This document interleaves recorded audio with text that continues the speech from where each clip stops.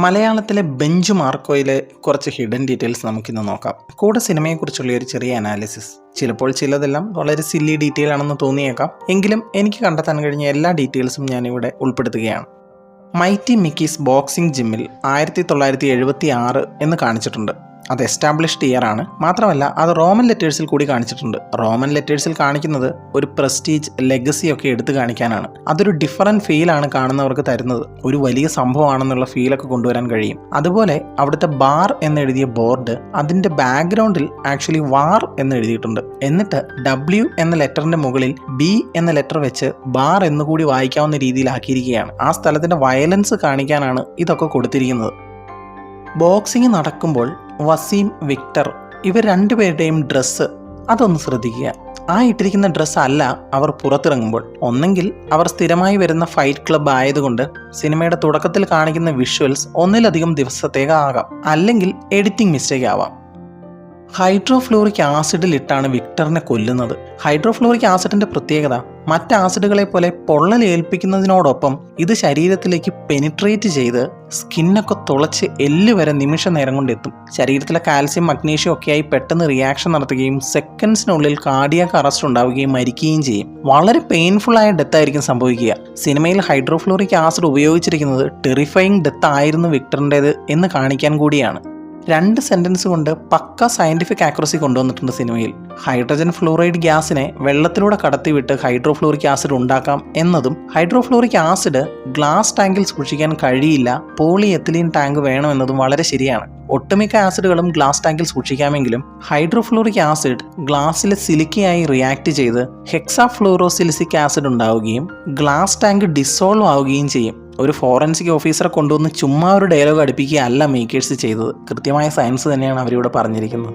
വിക്ടറിന്റെ ടോഴ്സോ identify ചെയ്യുന്നതായി പറയുന്നുണ്ട്. ഹൈഡ്രോഫ്ലോറിക് ആസിഡിൽ വീണ് ഉരുകിയ ആ ശരീരം ഐഡന്റിഫൈ ചെയ്യാനുള്ള ഒരു പോസിബിൾ വഴി ബോൺമാരോ DNA ഐഡന്റിഫിക്കേഷൻ ആണ്. ചിലപ്പോൾ അതായിരിക്കും ചെയ്തിട്ടുണ്ടാവുക.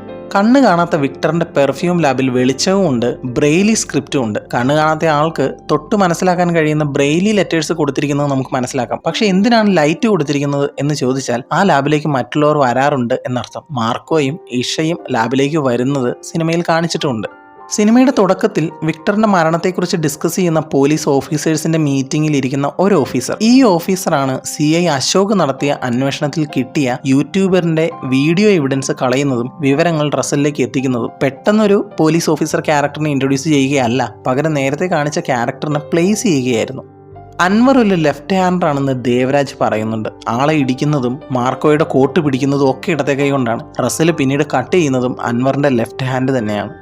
ദേവരാജിനെ കൊല്ലുന്നതിന് മുമ്പ് മാർക്കോ പറയുന്നുണ്ട്, ഫോസ്ജീൻ 2550 ppm, നിനക്ക് 1 മണിക്കൂർ സമയമുണ്ട് ഇഷ എവിടെയാണെന്ന് പറയാൻ എന്നാണ്. ഈ ഫോസ്ജീൻ എന്ന കെമിക്കൽ 1-ാം ലോക മഹായുദ്ധത്തിൽ ജർമ്മനി ശത്രു സൈന്യത്തിലെ തടവുകാരെ കൊല്ലാൻ ഉപയോഗിച്ച കെമിക്കലാണ്. 50 ppm, അതായത് 50 പാർട്സ് പെർ മില്യൺ അളവ് ശ്വസിച്ചുകൊണ്ടിരുന്നാൽ 30 മിനിറ്റിനുള്ളിൽ ശ്വാസം മുട്ടി മരിക്കും. അപ്പോൾ 25 to 50 ppm ആണെങ്കിൽ 1 മണിക്കൂർ സമയം കിട്ടും. കാര്യം വളരെ കുറച്ച് ഭാഗത്തെ സയന്റിഫിക് കാര്യങ്ങൾ പറയുന്നുള്ളൂ എങ്കിലും പറഞ്ഞത് വളരെ അക്യുറേറ്റ് ആണ്. പക്ഷേ ഇവിടുത്തെ വേറൊരു പ്രശ്നം ഫോസ്ജീൻ ഗ്യാസിന് തീ പിടിക്കില്ല എന്നുള്ളതാണ്. ദേവനെ കെട്ടിയിട്ടിരിക്കുന്ന ആ ടാങ്ക് പൊട്ടിത്തെറിക്കണമെങ്കിൽ ഒന്നെങ്കിൽ അതിനുള്ളിൽ ടൈമർ ബോംബ് ഉണ്ടായിരിക്കണം. അതിനെക്കുറിച്ച് എവിടെയും പറയുന്നില്ല. അപ്പോൾ പിന്നെയുള്ള ഒരു സാധ്യത മാർക്കോ പറയുന്ന കെമിക്കലിന്റെ പേര് മാറിപ്പോയതാണ്. ഫോസ്ജീന് പകരം ഫോസ്ഫീൻ ആണെങ്കിൽ ഈ പറഞ്ഞ ടോക്സിസിറ്റി ഉണ്ട്. അതായത് 25 മുതൽ 50 ppm വരെ അന്തരീക്ഷത്തിൽ കൂടിയാൽ ശ്വാസം മുട്ടി മരിക്കും. മാത്രമല്ല അത് ഹൈലി ഇൻഫ്ലേമബിൾ ആണ് താനും. അങ്ങനെയാണെങ്കിൽ സിനിമയിൽ കാണിക്കുന്ന ബ്ലാസ്റ്റ് നടക്കാൻ സാധ്യത കൂടുതലാണ്. സോ എവിടെയോ എന്തോ ഒരു തകരാറുണ്ട്.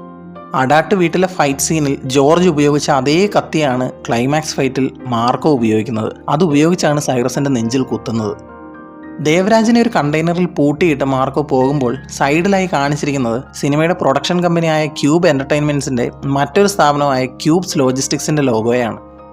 ടോണിയുടെ കൈ വെട്ടുന്ന സീൻ. ടോണി പറയുന്നത് മാർക്കോയുടെ മുൻപിൽ വീഴുന്ന ഓരോ വാക്കിനും വില കൊടുക്കേണ്ടി വരുമെന്നാണ്. ടോണിയുടെ കൈ വെട്ടിയതിനു ശേഷം മാർക്കോ പറയുന്നത് very poor choice of words എന്നാണ്. ടോണിക്ക് പോലും മാർക്കോയുടെ മുൻപിൽ എങ്ങനെ സംസാരിക്കണം എന്നറിയില്ല എന്നർത്ഥം.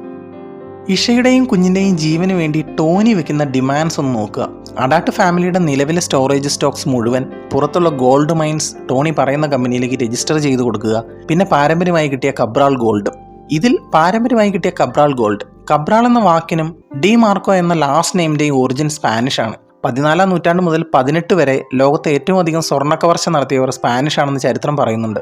ലോർഡ് മാർക്കോ തുടങ്ങി വെച്ച ബിസിനസ് എവിടെ നിന്ന് വന്നു എന്നതിന് ഇതിൽ പരം ക്ലൂവിന്റെ ആവശ്യം വേറെയില്ല. ഗോൾഡ് സിൻഡിക്കേറ്റിന്റെ സ്ഥലത്ത് കാണുന്ന അതേ ലോഗോ തന്നെയാണ് ക്ലൈമാക്സിൽ മാർക്കോയുടെ അടുത്തേക്ക് വന്ന് കുട്ടിയെ തട്ടിക്കൊണ്ടുപോകുന്ന വണ്ടിയിലുള്ളത്. കസ്റ്റംസിന് ഒറ്റിക്കൊടുത്ത സ്വർണം വരുന്നത് 4 പേർക്കായിട്ടാണ്. അതിൽ ജോർജ് മാത്രമാണ് സിനിമയിൽ കാണുന്ന കഥാപാത്രം. ബാക്കിയുള്ള 3 പേര് ജോർജിനെ പോലെ തന്നെ സ്വർണം പാരമ്പര്യമായി കിട്ടിയ ജോർജിനേക്കാൾ വലിയ ആളുകളാവാനുള്ള സാധ്യതയുണ്ട്. കബ്രാൾ ഗോൾഡ് സിൻഡിക്കേറ്റിന്റെ ഇതുവരെ റിവീൽ ചെയ്യപ്പെടാത്ത ഒരു മെമ്പർ ആവാം ക്ലൈമാക്സിൽ വരുന്നത്.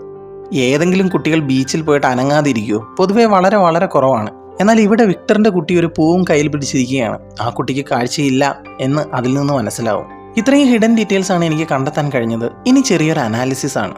എന്തുകൊണ്ട് ഈ സിനിമ വർക്കായി എന്നതൊരു ചോദ്യമാണ്. വെറുതെ വയലൻസ് കാണിച്ചാൽ ഒരു സിനിമയും തിയേറ്ററിൽ ആളുകളെ എത്തിക്കില്ല. 2.25 മണിക്കൂർ സിനിമയിൽ ഏതാണ്ട് പകുതിയിലധികം സമയവും അടിയും ഇടിയും കൊലപാതകവും കശാപ്പും ഒക്കെയാണ്. സാധാരണ ഒരു ആക്ഷൻ സിനിമയ്ക്ക് വേണ്ട ബേസിക് പ്ലോട്ട് ലൈൻ തന്നെയാണ് ഇവിടെയും. ഒരു ഇമോഷണൽ ബാക്ക്ഗ്രൗണ്ട് സെറ്റ് ചെയ്യുക, പ്രേക്ഷകനെ മാനസികമായി തളർത്തുക, പിന്നീട് അങ്ങോട്ട് ആ ഇമോഷണൽ ബാക്ക്ഗ്രൗണ്ടിനെ ജസ്റ്റിഫൈ ചെയ്യാൻ ഹീറോയെ കൊണ്ട് എന്തും ചെയ്യിപ്പിക്കാം. പക്ഷെ അതുകൊണ്ട് മാത്രം ഒരു ആക്ഷൻ സിനിമയ്ക്ക് മാർക്കോയ്ക്ക് കിട്ടിയ സ്വീകാര്യത കിട്ടണമെന്നില്ല. പക്ഷെ ഇവിടെ അത് കിട്ടി. സിനിമ ഇറങ്ങിയതിന് ശേഷം ഒരുപാട് ഭാഷകളിലേക്ക് ഡബ് ചെയ്ത് പുറത്തിറക്കുന്നു. അവിടെയെല്ലാം വലിയ വിജയമാകുന്നു. ഇതിന് മുകളിൽ പറഞ്ഞ ബേസിക് പ്ലോട്ടിനേക്കാൾ പ്രാധാന്യം നായകൻ നടത്തുന്ന ഒറ്റയാൾ പോരാട്ടം മാത്രമല്ല, ആ പോരാട്ടങ്ങൾ, മാർക്കോ എന്ന ടൈറ്റിൽ ക്യാരക്ടർ ചെയ്യുന്ന ആ പോരാട്ടങ്ങൾ, അത് നടക്കുന്ന സെറ്റിങ്ങിനാണ് പ്രാധാന്യം. സിനിമയിലെ ഫൈറ്റ് സീൻസ് എടുത്ത് നോക്കിയാൽ അതെല്ലാം സെറ്റ് ചെയ്തിരിക്കുന്നത് ഹീറോയുടെ സർവൈവൽ, അതിനോടൊപ്പം പ്രേക്ഷകന്റെയും സർവൈവലിനെ ഇൻഫ്ലുവൻസ് ചെയ്യുന്ന രീതിയിലാണ്. ഇൻട്രോ ഫൈറ്റ് സീനിൽ ഒരു കാറിനുള്ളിൽ ക്രൂരന്മാരായ പട്ടികളുമായിട്ടുള്ള ഫൈറ്റാണ്. ആ സീനിൽ മാർക്കോയ്ക്ക് രക്ഷപ്പെടാൻ വഴി ഒന്നേ ഉള്ളൂ, പട്ടികളെ എങ്ങനെയും കൊല്ലുക. പ്രേക്ഷകൻ ആ സീനിൽ കാണുന്നതും വളരെ കുറച്ച് വെളിച്ചവും കൃത്യമായി മനസ്സിലാകാത്ത വിഷ്വൽസും അവിടെ നടക്കുന്ന പോരാട്ടവുമാണ്. പതുക്കെ പതുക്കെ പ്രേക്ഷകന് മനസ്സിലാവും എന്താണ് സംഭവിക്കുന്നതെന്ന്. ശേഷം പട്ടിയെ കൊന്ന് മാർക്കോ കാറിന് വെളിയിലേക്ക് വരുന്നു. സിമ്പിളായി പറഞ്ഞാൽ ഒരു ഇടുങ്ങിയ സ്ഥലത്ത് നിന്നും വലിയൊരു പോരാട്ടത്തിലൂടെ നായകൻ വെളിച്ചത്തേക്ക് എത്തുന്നു. ഇത് തന്നെയാണ് തിയേറ്ററിൽ ഇരിക്കുന്ന പ്രേക്ഷകന്റെ അവസ്ഥ. ഒരു ക്ലോസ്ട്രോഫോബിക് അവസ്ഥയിലൂടെ കടന്നുപോയി അവസാനം സർവൈവ് ചെയ്യുന്ന നായകനും ഒപ്പം പ്രേക്ഷകനും. ക്ലബിലെ ring fight, staircase fight, forest fight, ഇതെല്ലാം സെറ്റ് ചെയ്തിരിക്കുന്നത് പ്രേക്ഷകന് ഒരു ക്ലോസ്ട്രോഫോബിക് ഫീൽ നൽകുന്ന രീതിയിലാണ്. സാധാരണ മസാല ആക്ഷൻ സിനിമകളിൽ കാണുന്നത് പോലെ ഒരു ഗ്രൗണ്ടിലോ ഒരു ഓപ്പൺ സ്പേസിലോ ഫൈറ്റ് നടക്കുമ്പോൾ ആളുകൾക്ക് അവിടെ ഒരു ഓപ്ഷൻ ഉണ്ട്, പുറകിലേക്ക് തിരിഞ്ഞ് ഓടാം. പക്ഷെ ഇവിടെ അങ്ങനെ ഒരു ഓപ്ഷൻ പോലും ഇല്ല. അതിൽ തന്നെ സ്റ്റെയർ കേസ് ഫൈറ്റ് സീനിനെ കുറിച്ചൊന്ന് ഡീറ്റെയിൽ ആയി പറയാൻ ഞാൻ ആഗ്രഹിക്കുന്നുണ്ട്. മാർക്കോ കണ്ടിറങ്ങിയ ആളുകൾ ഏറ്റവും കൂടുതൽ എടുത്തു പറഞ്ഞത് നായകന്റെ 2 ആക്ഷൻ സീനുകളിൽ ഒന്ന് ഇതാണ്. നാരോ സ്പേസിൽ ക്ലോസ് ക്വാർട്ടേഴ്സ് കോമ്പാക്ട്, CQC എന്ന് പറയപ്പെടുന്നുണ്ട്. അതിലൊന്ന് എളുപ്പത്തിൽ ഒഴിഞ്ഞു മാറാനോ രക്ഷപ്പെടാനോ കഴിയാത്ത അവസ്ഥ. സ്റ്റെയേഴ്സ് മനുഷ്യന് തരുന്ന ബേസിക് പേടി വീഴുമോ എന്നുള്ളതും ഇംബാലൻസ് സെൻസും ആണ്. അപ്പോൾ അവിടെ ഒരു ഫൈറ്റ് ആണെങ്കിലോ ഒരു മിസ് സ്റ്റെപ്പിംഗ് ഉണ്ടായാൽ അതോടെ തീരുന്ന അവസ്ഥ. മാർക്കോയുടെ ശരീരത്തിൽ കോർട്ടിസോളും അഡ്രിനാലിനും കൂടുന്നത് പോലെ തന്നെ ഓഡിയൻസിനിടയിലും ഫിയർ ഹോർമോൺസ് കൂടുന്ന അവസ്ഥ സൃഷ്ടിക്കാൻ staircase fight scene choreography വലിയ രീതിയിൽ ഹെൽപ്പ് ചെയ്തിട്ടുണ്ട്. നേരിയ വെളിച്ചം, ചുറ്റും ഇരുട്ട്, പരസ്പരം ആക്രമിക്കുന്നവരുടെ വേഷവും കറുപ്പ്. തിയേറ്ററിലെ ഇരുട്ടിൽ പ്രേക്ഷകന്റെ മനസ്സിൽ നായകൻ സർവൈവ് ചെയ്യേണ്ടത് അത്യാവശ്യമാകുന്ന ഒരു ഘട്ടം. പ്രൊട്ടഗോണിസ്റ്റിന്റെ ഒപ്പം നമ്മളും ട്രാപ്ഡ് ആവുന്ന അവസ്ഥ. അവിടെ ഫൈറ്റ് കോറിയോഗ്രഫി എടുത്തു പറയേണ്ട ഒന്നാണ്. സ്റ്റെപ്സ്, വാൾസ്, സീലിംഗ്സ് ഒക്കെ മാക്സിമം ഉപയോഗിച്ച് നടക്കുന്ന ടെറിഫിക് ബാറ്റിൽ. മാത്രമല്ല ഡാർക്ക് മൂഡിൽ തുടങ്ങി യെല്ലോ ഗ്രീൻ കളർ ഷെയ്ഡിലൂടെ നീങ്ങുന്ന നായകൻ. ഷെയ്ക്കി ക്യാമറ വിഷ്വൽസ് കൂടി ആകുമ്പോൾ കൂടുതൽ കൺഫൈൻഡ് ആയ സ്ഥലം ആണെന്നുള്ള തോന്നൽ വരും. ശവങ്ങൾ നിറഞ്ഞ പടികളും ചോരയിൽ കുളിച്ച ചുമരും ബാക്കിയാവുന്നു. കൂടെ അതിജീവിച്ച നായകനും. ഒറ്റയ്ക്കൊറ്റയ്ക്ക് ആക്രമിക്കുന്ന വില്ലന്മാർക്ക് പകരം അൺപ്രഡിക്റ്റബിൾ ആയ കൂട്ടത്തോടെ ആക്രമിക്കുന്ന വില്ലന്മാർ. മികച്ച ക്വാളിറ്റിയിലാണ് ആ ഫൈറ്റ് സീൻ സെറ്റ് ചെയ്തിരിക്കുന്നത്.